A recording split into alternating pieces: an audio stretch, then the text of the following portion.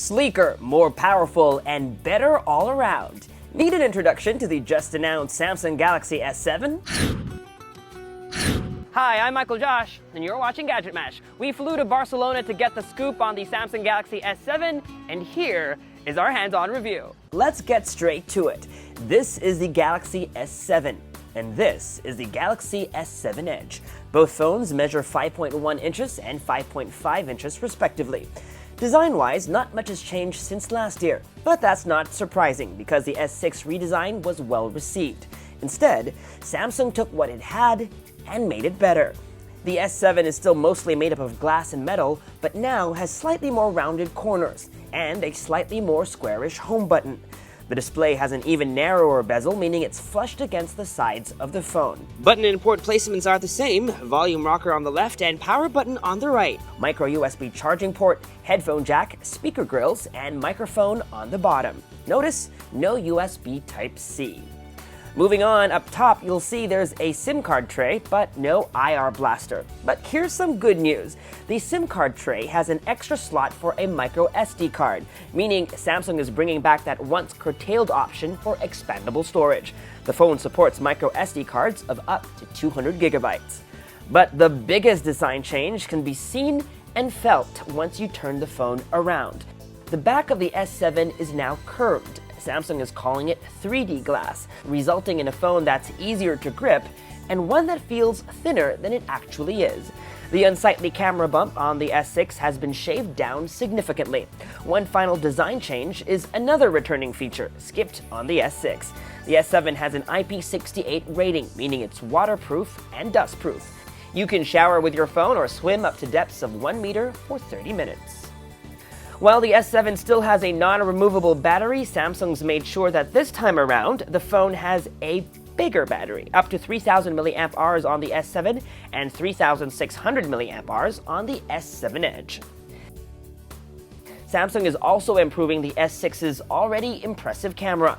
The company is touting a new feature called dual photo diode, something seen on high-end DSLRs like the Canon 70D.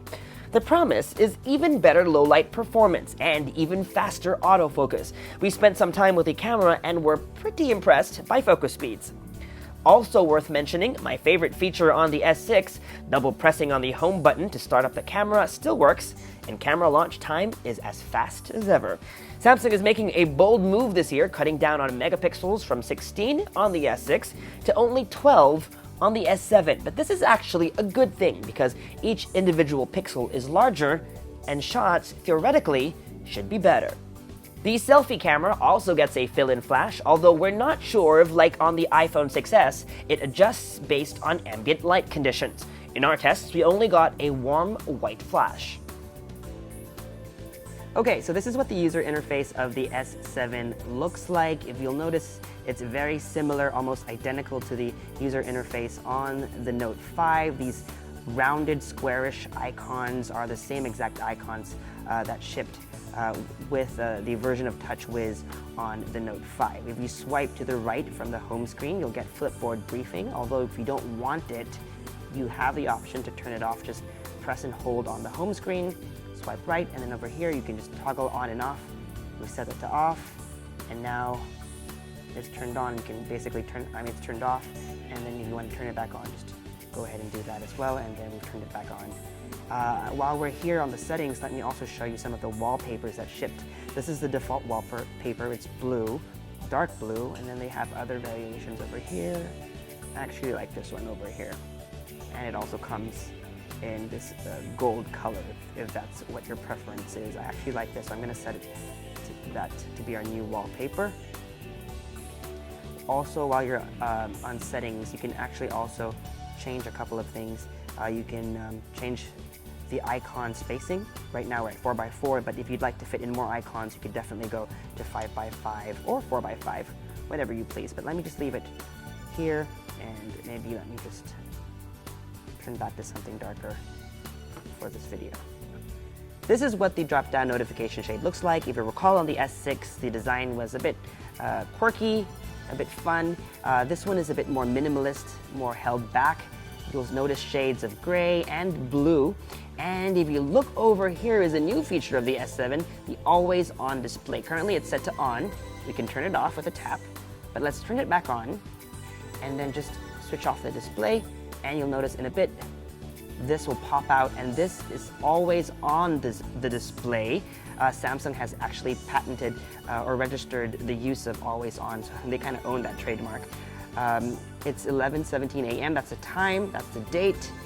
You have the battery levels over here, and if you had missed calls or incoming messages, the count would appear underneath the time over here. And like I said, it's always on the display, but it consumes very little power. Samsung says less than 1% of battery per hour. Let's go ahead and dive into the app drawer. Again, very similar, and we're actually pleased to see that there is hardly any bloatware. There are a couple of Samsung apps like S Health and S Voice, and there are built-in Google apps as well as a suite of Microsoft apps, including Word, Excel, and PowerPoint. And last, let's take a look at the settings menu. Again, very similar to the settings menu on the Note 5. You can search, for example, I was looking for storage earlier. And as you can see, this is a 32 gigabyte phone, and out of the box it has it's used about 7.82 gigs, so there's about 24.18 gigabytes available. Last thing I want to show you is the version of Android. If you go into software info, you'll find that it runs Android 6.0.1 out of the box, and that is Marshmallow. And you press and hold. Let me see. There you go. You have an Android version of Flappy Bird. Gamers will actually love this new feature. It's an app called Game Launcher, and it's basically a way to put all your games, to organize all your games in one place. You can add them this way, it'll arrange them, but it's not just about arranging your apps. What it does, it allows you to save power while you're playing your games. So you can save power or save maximum power, and basically what it does is it lowers the resolution and the frame rate to give you more game time. Another interesting feature is no alerts during the game. The last thing you want to be doing is playing Temple Run, you're about to jump and then an SMS comes in, you click no, but it's too late, you fall and die, so you can turn on no alerts during the game. And last but not the least is game tools. I can't show you that now because I don't have any games installed, but basically what it allows you to do is take screen grabs or even recordings of gameplay itself. If you're a YouTuber, this is a perfect tool for that. On the Galaxy S7 Edge, you'll notice that the Edge screen has been updated. Now there are 2 columns. The Edge screen just used to be over here. Now this entire thing has the Edge screen functionality, up to 10 different app icons or app shortcuts. But it's not just about app shortcuts anymore. If you swipe again, is a new feature called Tasks Edge. So it's not just summoning a specific app, but an action within an app. For example, being able to take a selfie, launching the camera and taking a selfie, or launching the messaging app and composing a message. You can go in and add other tasks, for example, launching the stopwatch from within the clock app, or for example, opening a new tab from within the browser. Right now, for now, as you can see, these are all Samsung default applications, but Samsung says they're opening up this feature to third-party developers, so soon your favorite apps may be able to give you extra functionality for Tasks Edge. And of course, a swipe one more time will bring up People Edge, and so if you have favorite contacts, you can assign up to 10 favorite contacts now with the new expanded Edge display or Edge screen. If you swipe some more, you can actually launch other widgets or apps like Yahoo News, although we're not connected to the internet, so we are unable to show that to you now.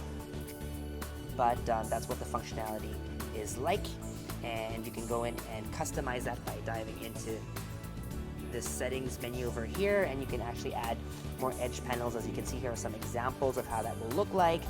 This looks like Flipboard. Over here is a stock ticker of sorts, sports scores. You can add those in over there, and they all are provided by, this is provided by Yahoo Finance, and of course you can also include the weather, but I don't think that will work because we are not connected to the internet at the moment. But those should load over here if you set it up that way. And that was our hands-on with the Samsung Galaxy S7 and S7 Edge. We've got a lot more coming from Mobile World Congress, so make sure to subscribe to our YouTube channel, like our Facebook page, and follow GadgetMatch elsewhere on social media. Until next time, I'm Michael Josh. Thanks for dropping by.